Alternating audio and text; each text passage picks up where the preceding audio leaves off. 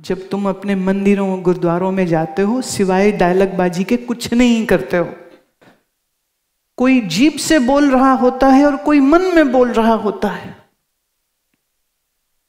तुम असली भक्ति का स्वाद उस दिन लोगे कि तुम अपने धर्म स्थान पर हो या कहीं भी हो और तुम्हारा मन प्रेम में भर जाए और तुम्हारा दिल भर आए और तुम्हारी आंख भर जाए और तुम्हारा हृदय गले को आ जाए, एक शब्द न फूटे और मन एक चुप्पी में चला जाए और इतना मन भर गया कि सर झुक गया।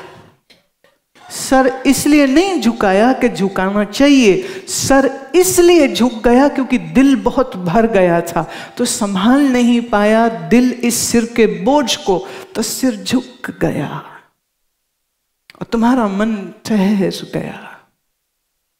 ये होगी भक्ति, इसको कहेंगे हम प्रेम, इसे हम कहेंगे the true devotion towards the Lord. Now the real prayers are wordless. Words are too small like us. Words are too small and petty like our mind.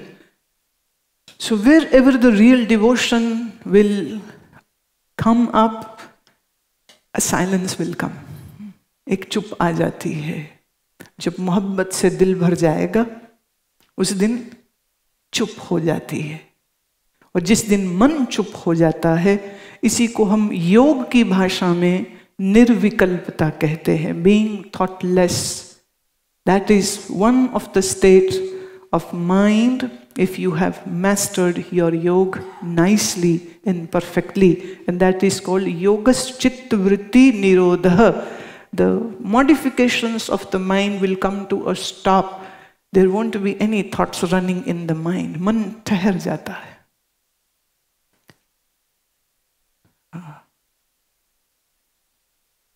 संतों में ऐसा, क्योंकि मेरा तो बचपन संतों के संग बीता, तो संतों के यहाँ मैंने ये सुना था,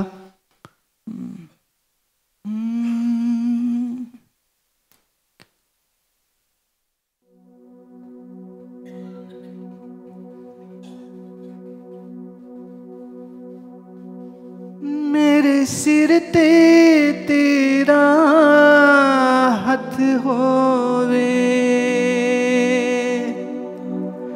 मेरे सिर ते तेरा हाथ होवे, जेकर तैनू मेरी पत होवे,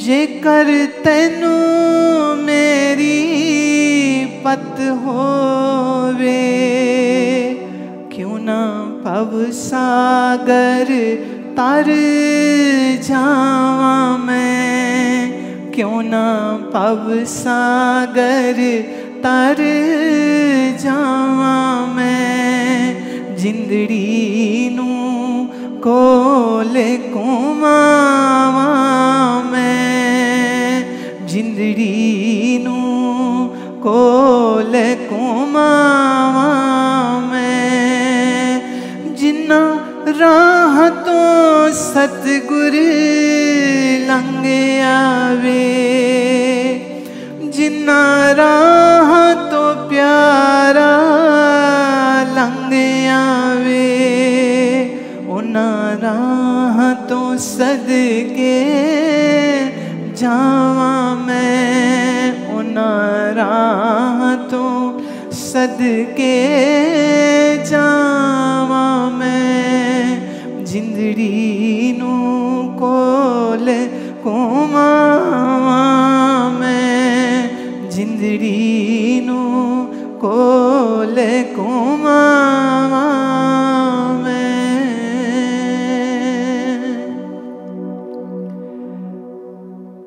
प्रेम से भरा हुआ प्रेमी कहता है, ऐ मेरे गुरुदेव, ऐ मेरे प्रभु, आपका कृपा भरा हाथ मेरे सर पर है, तो मैं क्यों नहीं भव सागर से पार हो जाऊंगी। जब आपकी आपकी कृपा दृष्टि मुझ पर है तो मैं अपना संपूर्ण जीवन आपको समर्पित करती हूँ। बलिहारी जाऊं, मैं कुर्बान जाती हूँ। मेरे सर पर आपका साया है, आपकी कृपा है, तो कैसे नहीं मैं उन रस्तों पर भी कुर्बान जाती हूँ जिन रस्तों से तू चल के मेरे घर तक पहुँचता है। ये अपने मुर्शद के लिए, ये अपने सदगुरु के लिए, ये उस संत प्यारे के प्रति अपने अहोभाव को वो प्रकट करता है। क्योंकि जैसे माँ बोलना सिखाती है ना, ऐसे संत हमें भक्ति करना सिखाते हैं। जैसे माँ जन्म देके छोड़ सकती है, मर सकती है, लेकिन जन्म हो गया तो बस उसकी तो जिंदगी चालू हो गई। ऐसे ही संत एक बार जीवन में आ जाए, ईश्वर की भक्ति को मेरे अंदर जन्म दे दे, फिर भले वो संत चला जाए, ना भी पास रहे, लेकिन मेरी जिंदगी एक ऐसे रास्ते पर चलने लग जाती है जहाँ सुबह होती है तेरे नाम से, शाम होती है तेरे नाम से, मौसम बदलते रहते हैं पर मन जुड़ा रहे सदा तेरे नाम से। फिर जीवन में एक ऐसी मस्ती आ जाती है, एक ऐसी लहर बन जाती है, जीवन एक ऐसा प्रेम भरा, संगीत भरा, एक आनंद भरा, एक ऐसा साज बन जाता है जिसमें से अलग अलग राग निकलते रहते हैं कि सुबह हो, शाम हो, दिन हो, रात हो, वो अपने उस सुमिरन की, वो परमात्मा के उस याद करने की जो विधा है, जो टेक्निक है, वो उस टेक्निक का इस्तेमाल करके अपने मन को सदा शांति में, सुख में, प्रेम में भर के रखता है। इसीलिए कहा कि 4 पैसे कम हो चलेगा, 4 पैसे कम हो चलेगा, मकान बड़ा नहीं, 1 कमरे का हो वो भी चलेगा, स्वीकार कर लेना। लेकिन कोई तुम्हें कहे कि सत्संग के बगैर जियो, तो तुम उसे कहना सत्संग के बगैर मैं नहीं जी सकूंगा, क्योंकि जब आंख को ही तुमने बंद कर दिया तो इस संसार की कांटे भरी खाइयों में मैं चलूंगा कैसे, जहां नाग लौटते हैं, जहां डसने को जंगली जानवर बैठे हुए हैं। ये जंगली जानवर कोई और नहीं, तुम्हारी वासनाएं हैं। कितनी कोशिश कर लो फिर आ जाती है। जैसे सांप का स्वभाव होता है वो छिप के रहता है, वार करता है, छिप जाता है। ऐसे ही हमारे मन के अंदर इच्छाओं के और वासनाओं के इतने सांप हैं, और वो काटते किसी और को नहीं, हम ही को काटते हैं। हम ही ने पाले हैं, हम ही को वो काटते हैं, और इन सांपों से छूटने का कोई तरीका हम जानते भी नहीं। चिंता एक नागिनी है, कितने प्यार से तुम इसको पालते हो। तुमने पाली सच में, सारा समय कल क्या होगा, बच्चों का क्या होगा, मेरा क्या होगा। एक सज्जन मुझे कह रहे थे, मैं सोचता हूं अगर मैं मर गया तो मेरी पत्नी का क्या होगा। मैंने कहा सच्ची बात सुन, उसका बहुत अच्छा होगा। इंश्योरेंस कराई ना तूने, इंश्योरेंस कराई ना तूने। कहते जी बिल्कुल कराई मैं, बस उसका बहुत अच्छा होगा। कह रहा मेरा बच्चों को क्या होगा। मैं क्या, उसकी भी चिंता मत कर। एक हर बच्चा अपनी प्रारब्ध अपने साथ लाया, अपने कर्म का खाता अपने साथ लाया, उसको कोई नहीं बदल सकता। हाँ, तो अगर उसके कर्म के खाते में गरीबी लिखी है तो तुम उसको अरबों डॉलर दे दो, वो एक ही रात लॉटो मशीन में बैठ के साफ। दिल्ली में हाँ, एक सज्जन ने दिवाली की रात जुआ खेला, पैसे हार गया, कोई 50 लाख वो हार गया। फिर बात आई कि बंदे ने कहा कि भाई 50 लाख दे, अब तू हारा है। बोले मेरे पास तो कैश ही नहीं है। बोले कैश नहीं तो कैसे लड़ा तू। तो बोले अब फिर एक काम कर, तुम्हारी बेकरी की कीमत, बोले 22 लाख। बोले तेरे घर की कीमत, बोले 30 लाख। करे लगाओ मेरे नाम कर दे। रात रात में, दिवाली की रात उसने जो जुआ खेला, चली चलाई उसकी बेकरी और उसका मकान उसे अपने उस दोस्त को लिख के देना पड़ा, क्योंकि बाकी सब लोग बैठे हुए थे। जुए की बात इतनी सीरियसली भी हो सकती है, तो बेचारे युधिष्ठिर को क्या गाली दें। आजकल भी कई लोग बैठे हैं जो यही काम करते रहते हैं। सब उसने खत्म कर दिया। I met an executive in USA. He had made at least $1 million in IT sector.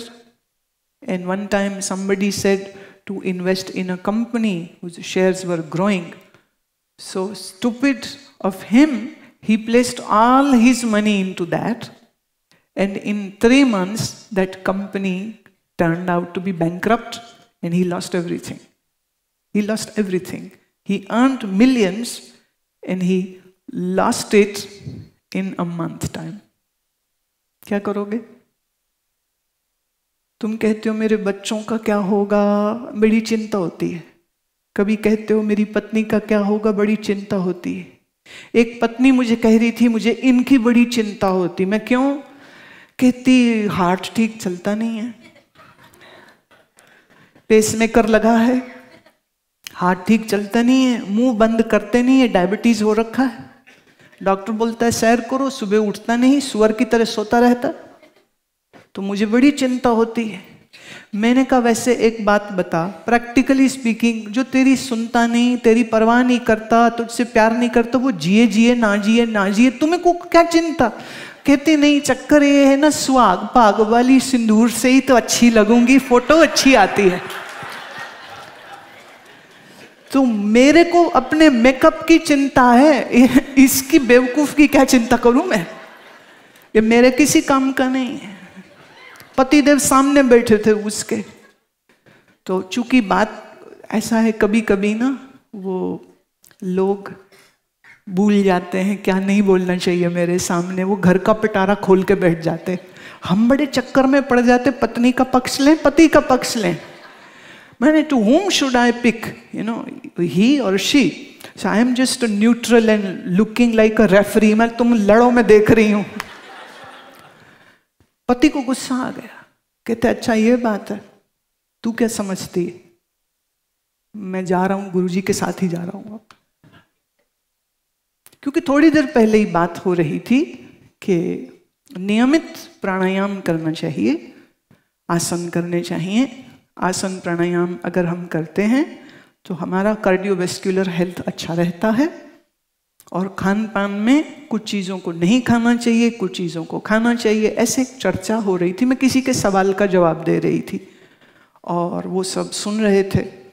और ऐसा भी हुआ, हमारे यहाँ 1-2 हमारे जो शिष्य थे, उनको बाईपास सर्जरी डॉक्टर ने रेकमेंड कर दी, स्टेंट डाल दिया था। बोले पर बहुत ब्लॉकेज है, आपको तो बाईपास करानी पड़ेगी। मेरे से उन्होंने बात करी, मैंने कहा देखो 1 महीना 2 महीना अगर तुम रुक सकते हो तो रुक लो। तो यौगिक क्रिया, आश्रम में ही रहे वो 4 हफ्ते। 4थे हफ्ते थोड़े देर घर चले गए, फिर वापस आ गए। कंपनी से उन्होंने छुट्टी ले ली और दोनों समय प्राणायाम, एक समय योग निद्रा, हल्के फुल्के आसन। अब आश्रम में देखो, ना खाने की चिंता, ना पकाने की, भोजन पका पकाया, शॉपिंग करनी नहीं है, कंपनी से छुट्टी है, कोई काम था नहीं, तो दिन भर विश्राम किया, मन रिलैक्स हो गया। और आयुर्वेद में बहुत अच्छी कुछ एक औषधियाँ हैं। हमारे जो वैद्य हैं, वो वैद्य ने औषधि दी उनको, मेडिसिन उनको दिया, वो लेते रहे। बड़ी बात यह है, more than the medicine he was meditating. So I won't give credit to the medicine alone. नहीं तो तुम पूछने लग जाओगे, चिट्ठी आ जाएगी, हमें भी बता दो। I won't say it is not the medicine alone. It was complemented with the peaceful set of mind living in ashram. ध्यान कर रहे, योग निद्रा कर रहे, प्राणायाम कर रहे, समय से उठ रहे, समय से सो रहे, समय से खा रहे। और 5वें हफ्ते में उन्होंने अपना हार्ट का सीटी कराया। मैंने कहा किसी दूसरे डॉक्टर के कराना, उसी के पास वापस मत जाना। तो दूसरे के पास उन्होंने कराया।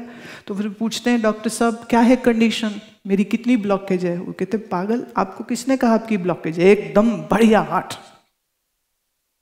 कहते फिर तो मेरी हंसी भी निकल गई और रोना भी निकल गया। डॉक्टर पूछते क्यों? फिर कहते मैंने अपना पुरानी दिखाई उनको, जो सिर्फ 5 हफ्ते पहले की थी, जिसमें 80 to 90% ब्लॉकेज था। And doctor was saying, how did this happen? Is it a miracle? I say, your very life is a miracle. Why do you need another miracle to say, oh God is great? You are alive, you were a miracle. How did that happen? मन के ऊपर जो तनाव आता है, the stress, चिंता नागनी अंदर डसती है। ये चिंता नागनी अंदर डसती है तो तुम्हारा स्वास्थ्य बिगड़ जाता है, तुम्हारी नींद बिगड़ जाती, पैनक्रियास ठीक नहीं चलता, हार्ट ठीक नहीं चलता, बीपी ठीक नहीं चलता है, दिमाग ठीक नहीं चलता है। और जब सब ठीक नहीं चलता, सब तरफ से पंक्चर हो जाते, फिर भागते हो मंदिर में, भगवान बचाओ, भगवान कोई चमत्कार दिखाओ। तुम भूल गए तुम्हारा जीवन उसका दिया हुआ चमत्कार ही तो था, और तुमने कितना निरादर किया उसका। जन्मे थे जब तो शरीर कैसा हट्टा कट्टा सुंदर था, कैसा बिगाड़ा खा खा के, आलस्य कर कर के, चिंता कर कर के, परमानेंट एंजाइटी। हाय से पहले तो तुम्हारा कोई डायलॉग शुरू नहीं होता, ये क्या होगा, वैसे कैसे होगा, ऐसे कैसे होगा, उसका क्या होगा, और कुछ नहीं तो लोग इसी बात पे करते रहते, अब भारत में सरकार ठीक चलेगी कि नहीं चलेगी, ये जाएगी जाएगी कि रहेगी रहेगी। अरे तू न्यूजीलैंड बैठा मजे लेना यहाँ के। कहते ना ना, भारत देश हमारा है, हमको जान से प्यारा है, तो फिर यहाँ काहे बैठा है, तू किसकी अकल का मारा है? चिंता करनी है, और नहीं तो इसी की चिंता कर लो। बादल दिख तो रहे हैं, बरसेंगे कि नहीं? लग तो रहा है बरसेंगे, नहीं बरसे तो और कुछ नहीं तो शेयर मार्केट की चिंता कर लो तुमको, और नहीं तो इसी बात की चिंता हो जाती है।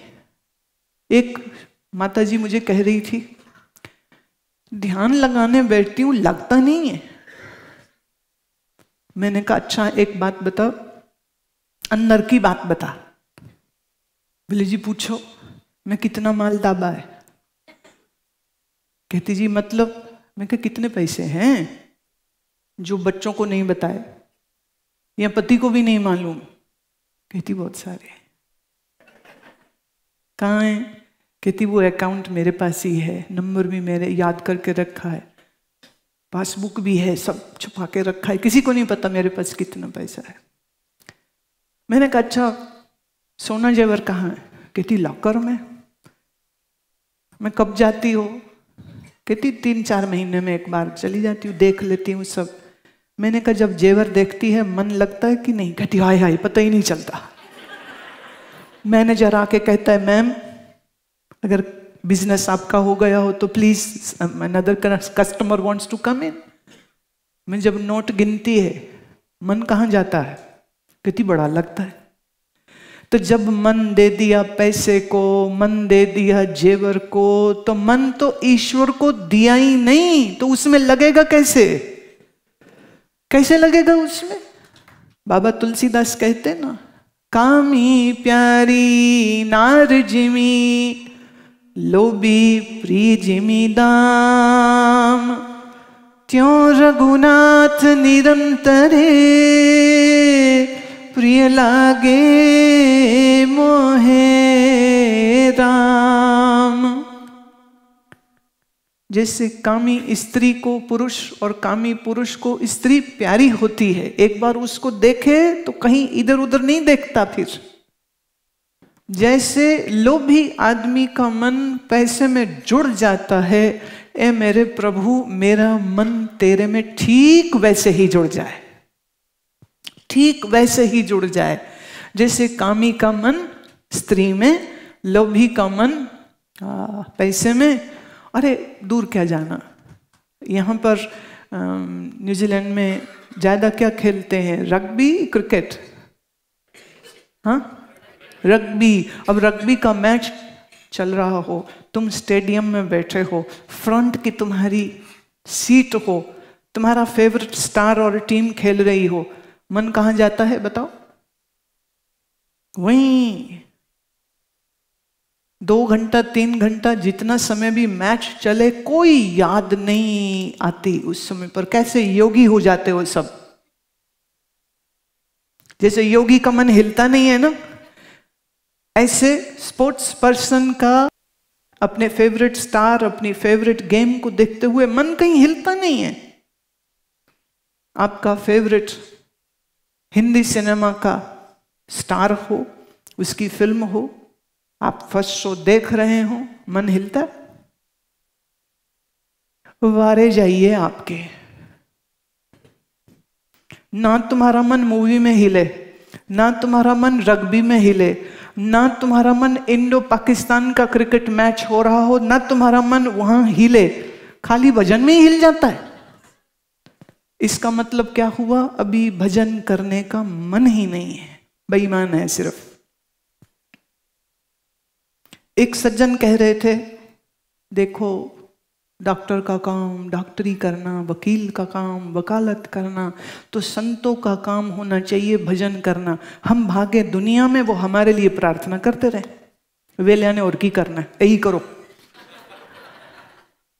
और तुम्हें मालूम, हाँ, तुम्हें ऐसे बाबा स्वामी गुरु बड़े प्यारे लगते हैं जो तुम्हें कहे बेटा वन टाइम $1000 हमको दो, हम तुम्हारी कुंडली जगा देंगे, तुम्हें कुछ नहीं करना पड़ेगा।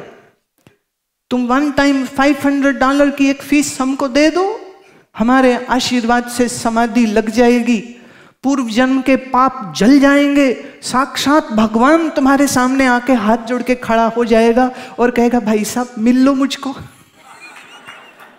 मिल लो, आ गया हूं तुम्हारे द्वार पर मैं। कहां पागल हो रहे हो?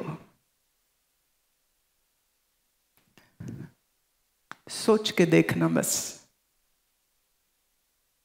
मैच देखोगे 1-1.5 घंटा 2 घंटा 3 घंटा, फिर मैच खत्म। सिनेमा देखोगे 3 घंटे में सिनेमा खत्म, फिर तुम्हारा सुख कहां से आएगा? पत्नी पति बच्चे कुछ देर अच्छे लगते हैं, फिर तुम अपने सोने चले गए, वो अपने कमाने पढ़ने घर से बाहर चले गए, खेल खत्म। फिर इंतजार करते रहो, बेटे कब आएंगे, बहू कब आएगी, बेटी कब मिलेगी, इंतजार ही इंतजार रह जाती है। फिर बुढ़े लोग यही तो करते हैं। दिल को हौसला होता है, 4 बच्चे चारों दिशाओं में छोड़े होते, खुद बूढ़ा बूढ़ी अकेले बैठे होते, खुश होते 4 पुत्र हैं, तू यहां अकेला बुढ़ापा बीमारी भोग रहा है, तेरे किस काम आ रहा है वो? पर अफसोस मत करो, तुमने उनको संस्कार नहीं दिया। अगर राम का जीवन चरित्र पढ़ाया होता और खुद एक आदर्श पिता होते, और तुम्हें मैं बोल दूं, सिर्फ एक प्रॉब्लम, राम जी का वनवास वाली बात अगर हम ले लें तो दशरथ जी बहुत अच्छे पिता थे। गुरुकुल भेजते हैं, गुरुकुल से पढ़ करके जब रामचंद्र जी वापिस आए थे, कहते हैं विवाह के उपरांत उन्होंने एक बार अपने पिता से कहा कि मैं भारतवर्ष के तमाम तीर्थों का दर्शन करना चाहता हूं, पिताजी मुझे आज्ञा दीजिए। बहुत लोग इस बात को नहीं जानते हैं, ये वाल्मीकि कृत जो रामायण है उसमें आती है ये बात, जिसे हम उत्तर रामायण कहते। तो दशरथ ने 4 पुत्रों को आज्ञा दी और कहा जाओ, और फिर वो तीर्थ यात्रा करते हैं, जंगलों में रहते हैं, पवित्र नदियों का स्नान करते हैं, दान करते हैं, योगासन करते हैं, ऋषियों का दर्शन करते हैं। पिता ने ये नहीं कहा था कि नहीं बेटे अब तुम मेरे साथ ही बैठो, कहीं जाओ नहीं। ममता में बिल्कुल अंधे होकर दशरथ ने रोका नहीं था, आज्ञा दी थी, खुशी से उनको भेजा था। जिस घर में पिता अपने पिता का सेवा करता है, उस पिता का पुत्र निश्चित उसकी सेवा करेगा, हम एक उम्मीद कम से कम कर सकेंगे। लेकिन इस उम्मीद के साथ साथ कुछ संस्कार भी देने होते हैं।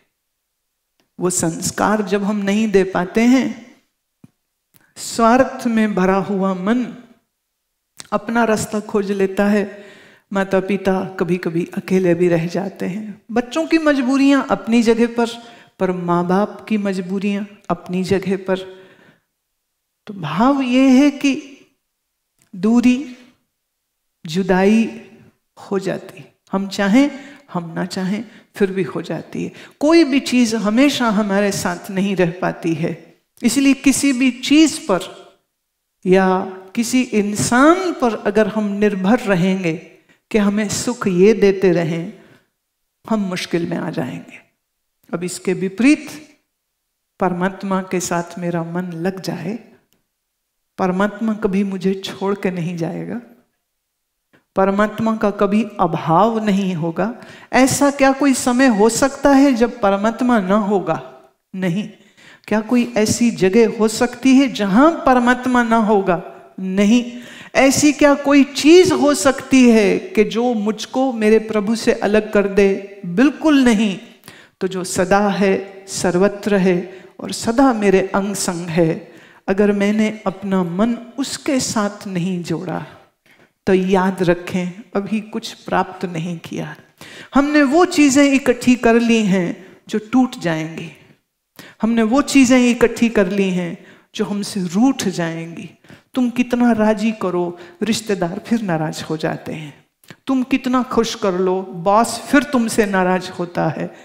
काश तुमने अपना परमेश्वर राजी किया होता, काश तुमने प्रभु प्यारे से मन की डोर जोड़ी होती और तुम्हारा मन उसके एहसास में, उसकी याद में डूबा होता।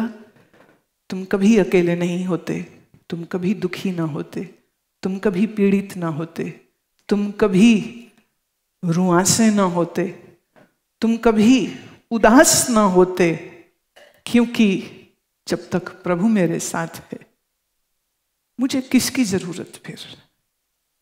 फिर किसी की जरूरत रह नहीं सकती है। इतना ही कह के वाणी को विश्राम देती हूँ। आपने इतने प्यार से मुझे सुना, मैं उसके लिए अनुग्रहित हूँ। परमात्मा आप सबका कल्याण करे, आपके जीवन में आनंद, स्वास्थ्य, शुद्ध बुद्धि प्रभु आपको देवे। ओम सर्वे भवन्तु सुखिनः, सर्वे सन्तु निरामया, सर्वे भद्राणि पश्यन्तु, मां कश्चित् दुःख भाग् भवेत्। बोलो सच्चिदानंद भगवान की, श्री सद्गुरुदेव भगवान की, बोलो भाई सब संतन की।